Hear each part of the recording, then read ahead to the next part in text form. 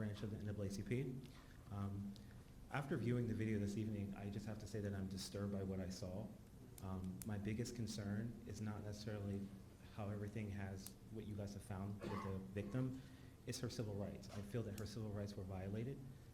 I feel that Lower Merion, being the first-class township that it claims to be, is better than what I saw in that video. I really do think that there needs to be an independent investigation into what led to this type of behavior happening. There were words used that I just heard in terms of someone being stressed. I want to see the entire video when I edit it. I would like to see what happened, which transpired before, while the cop was approaching the woman's vehicle. What words were stated to her to have her react in that way. There was a gun. I feel that she was fearful for her safety.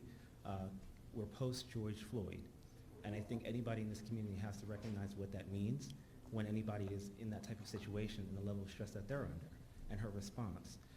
I also take concern with the fact that she requested a supervisor.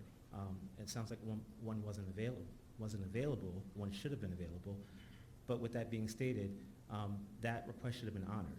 That could have been part of the de-escalation tactic used to try to calm the situation. At no point in that video do I ever feel or think that it should have been justified that this woman was tased. I felt that's where you guys crossed the, not you guys, I apologize, that's where the police officer crossed the line in this situation. And I really do think that there needs to be an investigation to understand how we got to this point. How is this officer able to act in this particular way? And I'm not saying you're saying it's okay, but it can't be justified a particular way. This can't happen going forward. My other concern would be is, I'm a black person in this community. I've lived here my entire life. I'm 5th generation. And there has always been a shaky relationship between the black community and the police in this township. And that's based upon just historical incidents that have occurred. There have been varying stops that some of you may be aware of, some of you may not be aware of. Myself, when I was a teenager, I was a victim of being stopped.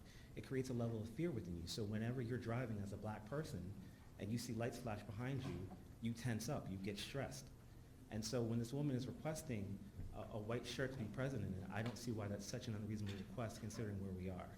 Lower Merion Township can do better, and there are going to be certain demands I think that the community is going to be asking of the Board of Commissioners in terms of how they're reacting to this incident and how we move forward with this police department.